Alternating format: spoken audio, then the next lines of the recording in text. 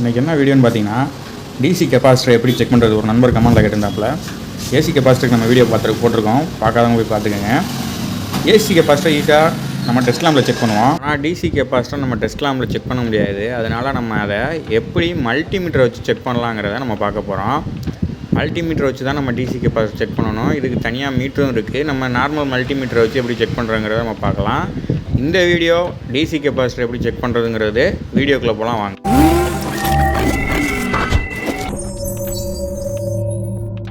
DC capacitor எப்படி check பண்ணுறது. AC capacitor நம்ம வீடியோ போட்டிருக்கோம் ஏற்கனவே நம்ம சேனலில், பார்க்காதவங்க போய் பார்த்துக்கோங்க. நம்ம சேனலுக்கு புதுசாக இருந்தீங்கன்னா மறக்காமல் சப்ஸ்கிரைப் பண்ணிக்கோங்க. நம்ம வீடியோலாம் போய் பாருங்கள், வீடியோக்கு ஒரு லைக் கொடுங்க. இந்த மாதிரி எலக்ட்ரிக்கல் வீடியோவுக்கு நம்ம போட்டுட்ருக்கோம். ஏசி கெப்பாசிட்டர் நம்ம ஆல்ரெடி போட்டிருக்கோம். அதுக்கு கமெண்டில் ஒரு நண்பர் கேட்டிருந்தாரு, டிசி கெப்பாசிட்டர் எப்படி செக் பண்ணுறது சொல்லிக் கொடுங்கன்னு. நல்லா புரிஞ்சுக்கோங்க. ஏசி கெப்பாசிட்டரை செக் பண்ண மாதிரி டிசி கெப்பாசிட்டர்களை நம்ம டெஸ்ட் லேம்ப் வச்சு செக் பண்ண முடியாது.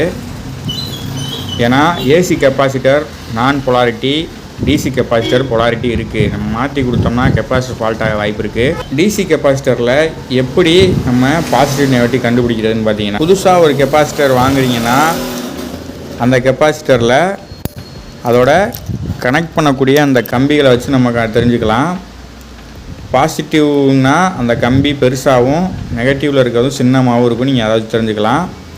இந்த மாதிரி போர்டிலலாம் இருக்கும்போது அதில் கம்பி இருக்காது, கட் பண்ணிடுவாங்க. அதை எப்படி கண்டுபிடிக்கிறது அப்படின்னு பார்த்தீங்கன்னா, கெப்பாசிட்டர்களை எடுத்துக்கிட்டிங்கனாவே அதில் இந்த மாதிரி பிளாக் கலரில் கோடு கூட இருக்கும், இந்த ஏரோ மார்க்கு. இதை நீங்கள் எந்த கம்பிக்கு நேராக இருக்கோ அதை நீங்கள் நெகட்டிவாகவும், ப்ளைனாக இருக்கிறத பாசிட்டிவாகவும் நீங்கள் எடுத்துக்கலாம்.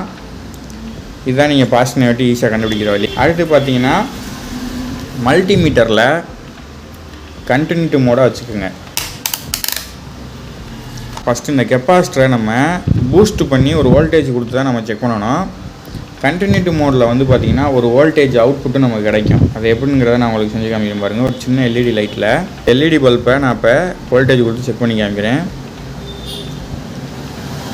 எல்இடி பல்பில் பாசிட்டிவ் நெகட்டிவ் வச்சோம்னா இந்த எல்இடி பல்பு பிளிங்க் ஆகும், எரியதை நீங்கள் பார்க்க முடியும். அதனால் இதில் ஒரு 2-3 வோல்டேஜ் இந்த மல்டிமீட்டரு கண்டினியூட்டி மோடில் நமக்கு வெளியாகும். இதை நான் எப்படி உங்களுக்கு காமிக்கலான்னு பார்த்தீங்கன்னா, இன்னொரு மல்டிமீட்டர் வச்சுருக்கேன். அதில் டிசி வோல்டேஜை செட் பண்ணுறேன். செட் பண்ணிவிட்டு உங்களுக்கு நான் இந்த மல்டிமீட்டரில் கண்டினியூட்டி மோடில் வச்சுட்டு இந்த வோல்டேஜ் செக் பண்ணும்போது அந்த மீட்டரில் பார்த்தீங்கன்னா 2-3 வோல்டேஜ் வந்துகிட்டு இருக்கும். அந்த வோல்டேஜினால் நம்ம இதை சார்ஜ் பண்ண போகிறோம். நல்லா பார்த்தீங்கன்னா உங்களுக்கே தெரியும், சார்ஜ் பண்ண போகிறோம். அதுக்கு முன்னாடி இந்த கெப்பாசிட்டரை நம்ம டிஸ்சார்ஜ் பண்ணணும். வோல்டேஜை இருந்துச்சுன்னா இதை எப்படி டிஸ்சார்ஜ் பண்ணலான்னா, இந்த மாதிரி ஒரு லைட்டை வச்சு நீங்கள் அதுக்கு வோல்டேஜ் கொடுத்தீங்கன்னா ஆட்டோமேட்டிக்காக டிஸ்சார்ஜ் ஆகிரும். நீங்கள் அதை ஷார்ட் பண்ணி பண்ணலாம், ஆனால் கெப்பாசிட்டர் வீக் ஆகிறதுக்கு வாய்ப்பு இருக்குது. நான் இப்போ இந்த மீட்டர்லேருந்து வரக்கூடிய ஒயரில் டிசி வோல்டேஜ் செக் பண்ணுறத நான் இப்போ இதுக்கு வோல்டேஜ் செக் பண்ணி காட்டுறேன். மைனஸு ப்ளஸ்ஸு செக் பண்ணி காட்டுறேன். ஒரு ரீடிங்கும் வரல. இதே நான் ஒரு பேட்டரி உங்களுக்கு ஒன்று செக் பண்ணி காமிக்கிறேன்.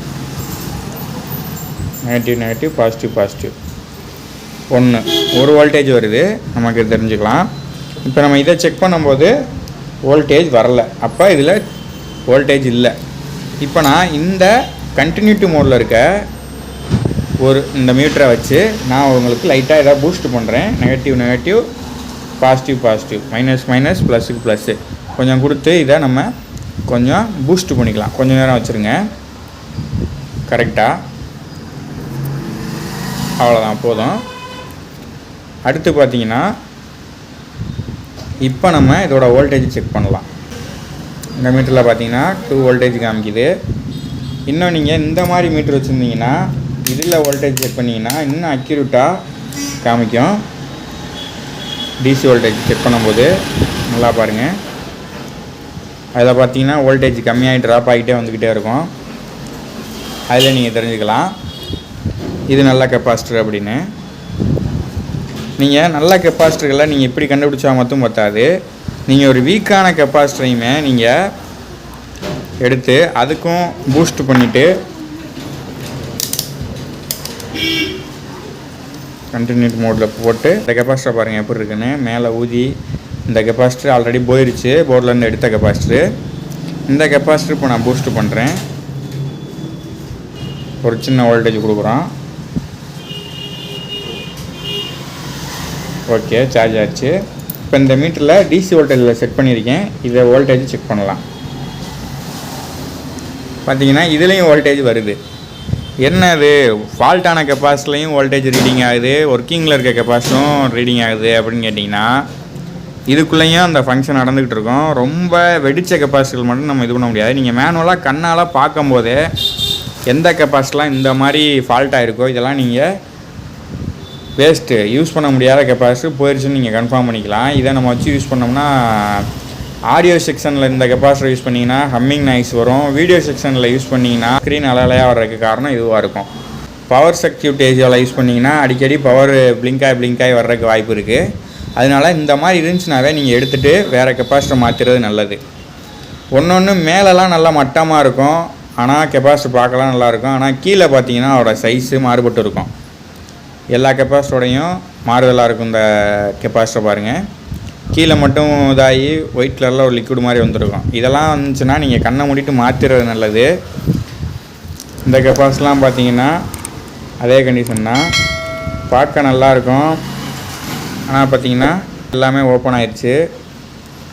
எல்லாம் இந்த மாதிரி நீங்கள் மேனுவலாக பார்க்கும்போது லைட்டாக உப்பிருந்தாவே அந்த கெப்பாசிட்டர் நீங்கள் கையோடு மாற்றுறது நல்லது. இதெல்லாம் ரொம்ப பெரிய பிரச்சனையை உண்டாக வாய்ப்பு இருக்குது. இந்த மாதிரி தான் நீங்கள் கெப்பாசிட்டர் செக் பண்ணிக்கணும் மல்டிமீட்டரை வச்சு. இந்த வீடியோ பிடிச்சிருந்துச்சுன்னா மறக்காமல் நமக்கு ஒரு லைக்கை கொடுத்துட்டு போயிருங்க வீடியோவுக்கு. அடுத்த ஒரு நல்ல வீடியோவில் சந்திக்கலாம்.